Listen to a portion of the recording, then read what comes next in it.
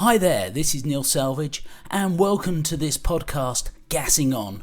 Yes, we're going to gas on about the world of ground gas. We're going to meet people in the industry. We're going to visit places and generally find out about interesting things that are happening, developing, and the changes that have gone on before us. So welcome on board and hope you enjoy this podcast. So, hello and welcome everybody. Today we are joined by Pamela Welburn, independent consultant, independent specialist in the contaminated sector. Hello, Pamela. Hello, Neil. How are you? I'm very well, thank you. And where do we find you located today? At the moment, I'm in sunny Suffolk, back at home, and very pleased to say that the sun is actually shining out there. I know. Well, this recording was taking place in towards the tail end of May, and it's been an absolute rotten month, hasn't it, so far? It certainly has, and I'm hoping that it's about to change for the better. Well, I would say excellent, but we want to see that sun come out. So, Pamela, well, thanks for joining us on the podcast today. And first of all, tell us a bit about yourself. Where have you come from? What have you done? Because I know I've heard lots of different stories about you. Give us an insight. Well, I hope they're not bad stories. Oh, no, they're all good. Good. Well, essentially, my story goes all the way back to being at school, and I was very fortunate in that my school work experience, half of that happened to be at a small geotechnical company. The other half happened to be in the PAF lab in Ipswich Hospital, and I can safely say that I hated every moment of being in the PAF lab, but thought that to myself that going out trial pitting and doing geotechnical investigation was absolutely fantastic. And so that steered me into getting into geology, getting my degree, my MSc, and then getting back into the industry. And the company, which was RSA Geotechnics, that I did my school work experience with, I ended up working with them for 6 years before moving on to working for Arcadis, before eventually deciding that just over 3 years ago that it was time to set up my own consultancy. And now I just work on my own, but working for different consultants that are out there. Excellent. Well, I hear you've been around a bit, Pamela, on the internationally working as well. Is that correct? That, to a certain extent, yes. So my projects have always been, or primarily have been, UK based. Very much involved in combining the geotechnics with the contaminated land, which then sort of brings in all those periphery subjects like ground gas, like asbestos in soil, like waste issues, sort of bringing them all together in a construction for the construction industry. So primarily I've done that the projects are based in the UK. But as part of that, I have, since about 2016, I've acted as a digital nomad. So I have done a lot of work while traveling around the world, just taking my computer with me and just managing to work remotely for projects back in the UK. And I did that primarily to begin with Arcadis. They allowed me to go away for a whole complete year, and then I have again done it since going independent. And to be completely honest, I was abroad when the pandemic hit, and had to make a decision about whether I was coming back to the UK to live out the pandemic, or whether it was a case of staying out I was in Thailand at that point in time, and staying out there, but made the decision to come back to good old sunny Suffolk.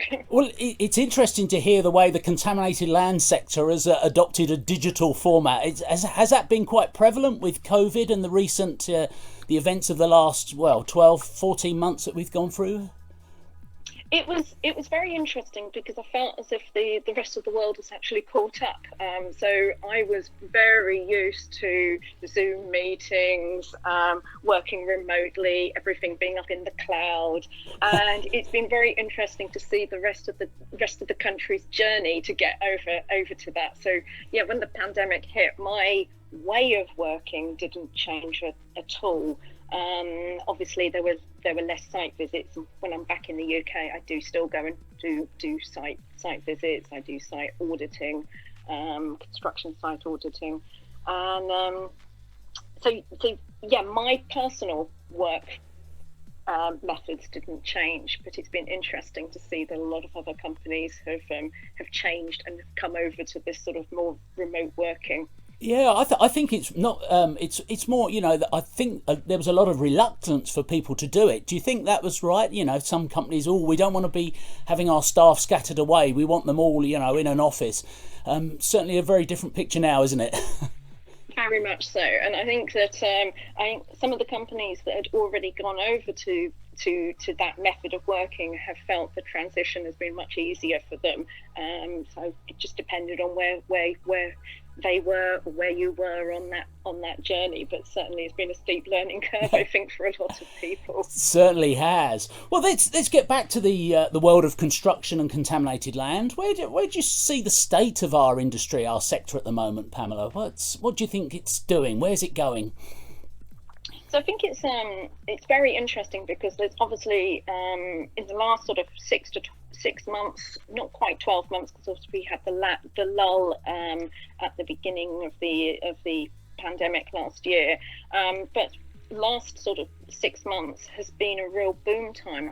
I've not really seen the industry this busy for quite a while. I'm slightly concerned about the future, in that I'm hearing lots of things about construction costs going up, material costs going up, materials not necessarily, the supply chains not being there. There's a shortage of materials, so I'm hopeful that we can get that all smoothed out. The construction industry can keep going, but I am slightly worried that there will be a few more bumps along the way. Well, I've always found it, and like from the time we've both served in the industry, normally construction's the first one to suffer and the last one to come out of any recession or downturn in the economy. But it seems they've travelled on through this COVID pandemic. Do you agree with that, Pamela? I agree with that. I think it's been quite surprising, really, and but good. I mean, it's kept a lot of people employed. It's kept a lot of things going.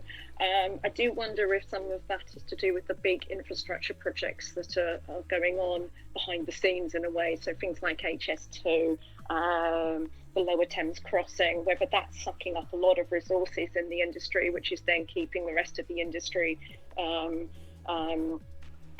busy.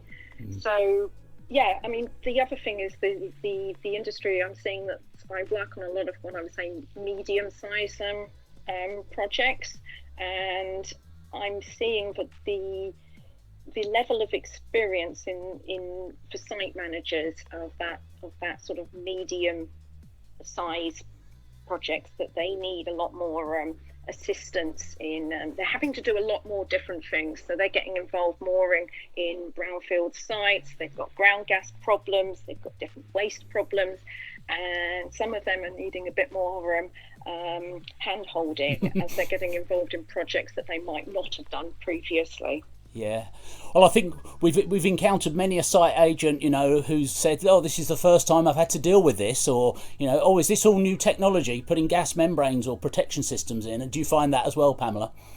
I do, and it's very interesting, and also having to talk to them about the differences between the permanent ground gases such as carbon dioxide and methane, and some of the more volatile ones, and getting them to understand that the characteristic situations and are only for those permanent ground gases, and that actually they need a different specification if it's for more volatile. So there's still a lot of confusion in the industry about that, and that also has, from what I can see, has gone back to the pricing and the bids, so that the membrane, they might ask for a gas solution to be installed to characteristic situation 2, for example, or 3, but they've not said anything about the VOCs that are there as well, and then that gets people into problems and delays further down the project.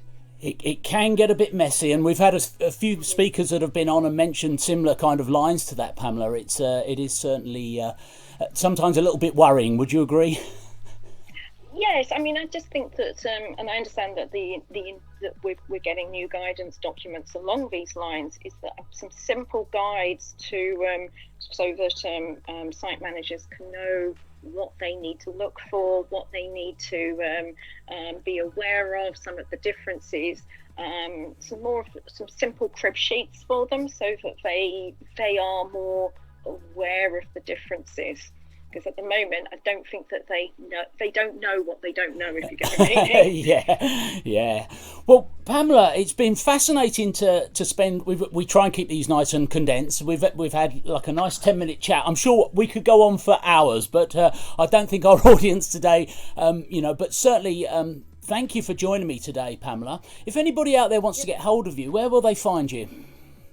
So on LinkedIn, as Pamela Welburn, but I've also got a website out there. So my small consultancy is just my name, PA Welburn Limited. So that's where you can find me. Well, anybody out there that needs the assistance of Pamela and her vast skills and knowledge in consultancy on contaminated land, I'll put a flyer up for you, Pamela, at the end as well. So really appreciate you joining me today, Pamela, and thank you, and look forward, hopefully, maybe series 2, we'll get you back and maybe we can gas on a little bit more. Hey? Brilliant. Thank you very much, Neil. Brilliant, Pamela. That's great.